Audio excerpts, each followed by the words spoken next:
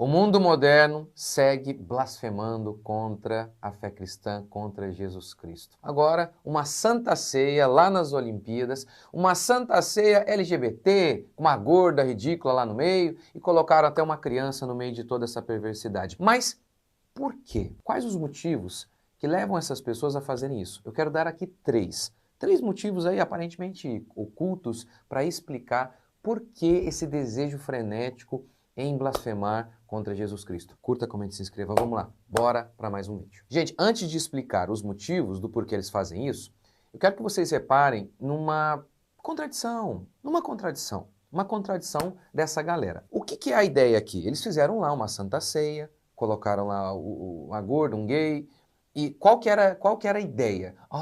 É um culto à diversidade. Mas veja a contradição. Um atleta brasileiro, o João Chumbinho, ele pintou um Cristo em sua prancha de surf e foi proibido. Qual é a ideia? É contra a liberdade religiosa que a pessoa demonstre a sua fé em Jesus. Não pode, isso é contra a liberdade religiosa. É mesmo. Mas olha que coisa. Mas é a favor da liberdade religiosa que eles manifestem uma ceia, que eles mostrem, façam uma ceia com desprezo a Jesus. Olha que coisa. Mostrar Jesus de maneira positiva, não pode. Porque aí vai ferir a liberdade religiosa de outros. Mas eles podem blasfemar contra Jesus. Aí não tem problema. Contradição. Tá, agora por que essa galera endemoniada faz isso? Primeiro motivo, trazer desesperança. O que a gente vê ali naquela Santa Ceia? Um culto ao feio, aquela gorda ridícula, um monte de gente com roupa ridícula. Agora, isso não surgiu do nada. Foram crenças foram sendo mudadas e, obviamente, toda crença leva a uma prática. As crenças mudaram, a arte também mudou. Qual foi a crença fundamental para isso? O relativismo moral, que procede do ateísmo. Se Deus não existe certo ou errado. Consequentemente, não existe também belo ou feio. A ausência de padrões é total. Isso levou a alguns movimentos. O dadaísmo foi um desses movimentos. O dadaísmo surge nesse seguinte contexto. Em 1914, aconteceu a Primeira Guerra Mundial. E aí, um grupo perdeu a crença num mundo racional, organizado e com propósito. Para eles, a ciência, a filosofia, a religião não produziram um mundo decente. Então, quer saber? Paremos de procurar ordem e sentido e propósito no mundo. Olha o caos.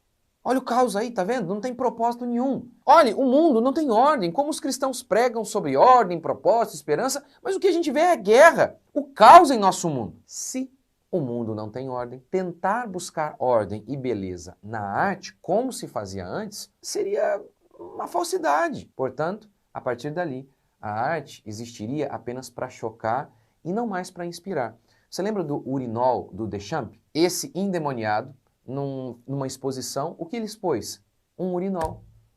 Aqui temos uma obra de arte. Tá aqui, temos uma obra de arte. Tem uma matéria da Aventuras da História, eles dizem assim, isso aqui foi considerado por muitos a maior obra de arte do século XX. Ele quis mostrar que o que é arte? Não tem padrão. Por que não tem padrão? Ora, se não há um padrão de certo e errado, se Deus não existe, é verdade, não tem padrão de certo e errado. Então também não tem padrão de belo e feio. Belo é aquilo que a gente chamar de belo, feio é aquilo que a gente falar e que se dane o resto. Portanto, a arte existia para transmitir ordem, beleza e sentido, que era um meio para apontar para Deus e, consequentemente, nos trazer fé e esperança. Esse era o grande objetivo da arte, seja por meio da música, por meio de uma escultura. Você olhava aquilo e, essa ideia, a arte ela existia para impressionar, você fazia assim, mas como eles perderam a fé em Deus, a arte não existe mais para impressionar e inspirar, e sim para chocar, para trazer horror. Você lembra dessa escultura aqui? Um pai decidiu fazer uma homenagem ao seu filho. Ele nasceu doentinho, com vários problemas, várias dificuldades, ficava na cadeira de rodas, mas ele faleceu aos 11 anos. E aí o pai fez essa escultura, querendo com isso dizer, tá vendo? Quando você olha para essa escultura, o que você vê? Esperança. Como? Por meio da morte, para os ímpios a morte é o fim, mas para nós não, para nós cristãos é o começo.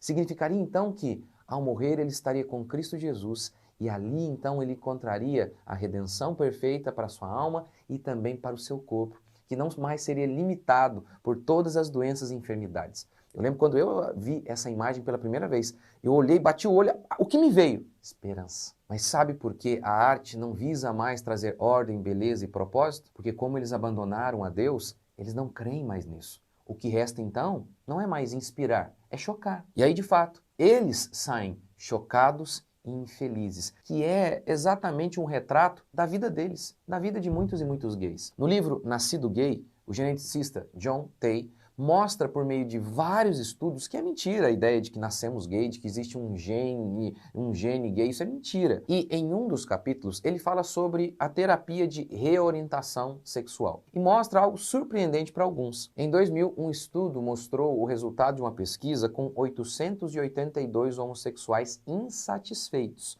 dos quais 726 relataram ter recebido terapia de conversão. Depois disso, só 35% deles continuou a se considerar homossexual. Os participantes, eles relataram uma melhora significativa de autoaceitação, autoestima, estabilidade emocional e uma melhora significativa em relação à tristeza, à depressão. Em outro estudo, em 2003, Spitzer demonstrou que a motivação mais comum para os homossexuais mudarem foi uma vida emocionalmente insatisfeita. 85% dos homens relatavam insatisfação com aquela vida homossexual e 70% das mulheres lésbicas relatavam insatisfação. Tá vendo?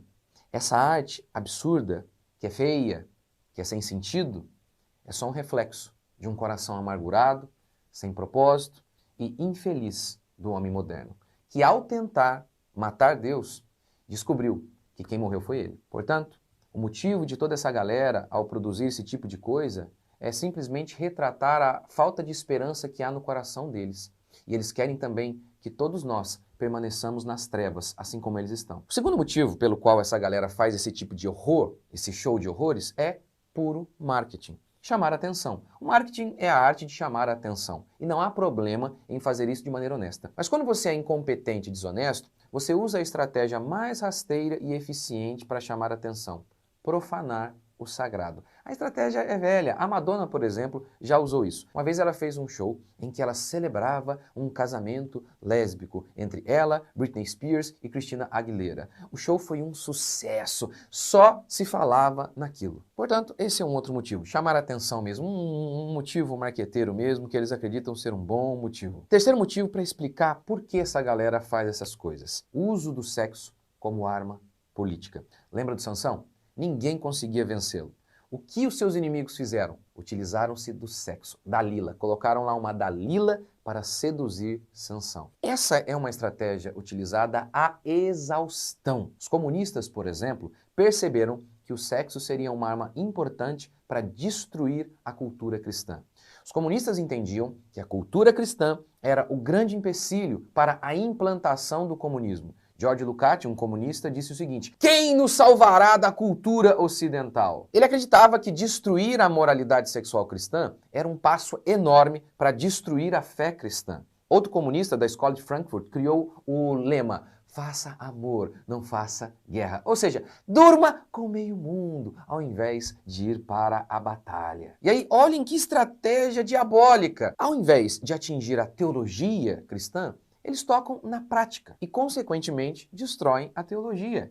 Eles não precisam alçar grandes voos filosóficos para destruir a crença em Deus. Não, eles começam pelo vício, influenciando o comportamento. E isso vai levar a pessoa ou ao ateísmo ou a uma crença completamente errada sobre Jesus Cristo. Porque olha como que eles começam. Por exemplo, lá na escola. Eles não fazem um tratado teológico para mostrar aqui está os grandes dogmas da fé cristã e eles estão errados. Não, eles simplesmente enfiam na cabeça da criançada: olha, vocês podem dormir com quem vocês quiserem. Olha, vocês podem ser menininho, você menino pode ser um menino, você pode ser uma menina. E aí essa pessoa cresce como? Viciada, pervertida sexualmente e então viciada nessa perversão. Só que o Deus cristão não aceita isso. Sendo assim, essa pessoa ela vai ou deixar de crer nesse Deus ou vai inventar um Jesus que aceite o homossexualismo. De modo que a crença dessa pessoa será determinada por conta do vício dela, em busca de aceitação em relação ao seu vício, porque ela fala: eu não consigo viver sem isso. Então, ou ela diz: Deus não existe, ou então ela diz: o meu Deus me ama do jeito que eu sou. Ou seja, então o que levou essa pessoa a crer nesses absurdos sobre Deus ou ao ateísmo não foi um pensamento racional, Foi o vício dela. O seu vício a levou a mudar as suas crenças. E esse movimento LGBT se tornou uma força política tão grande que, primeiro, eles estão ali nas Olimpíadas. Segundo, esses dias aqui no Brasil, o Emílio Zurita, lá da Jovem Pan, fez uma brincadeira com um jornalista da Rede Globo, com, assim, trejeitos afeminados, dizendo que aquele cara tinha uns trejeitos afeminados. Resultado, a Jovem Pan teve que pedir perdão. Veja que coisa, enfiaram um crucifixo no reto, lá atrás. Sem problema, não é blasfêmia. Profanar a ceia nas Olimpíadas, para o mundo inteiro ver. Não é blasfêmia. Fazer uma piada com gay. Pecado mortal. Sem perdão. Portanto, que Deus levante mais e mais pessoas como Gideão. Lembra dele? Ele foi lá e derrubou os ídolos pagãos. Que Deus levante mais e mais homens com coragem para profanar essa religião chamada movimento LGBT. E que o povo pare de pedir desculpas, pare de se prostrar diante dessa religião. Porque de Deus não se zomba. Todos aqueles que ao longo da história tentaram matar Deus, no final descobriram que quem morreu foram eles.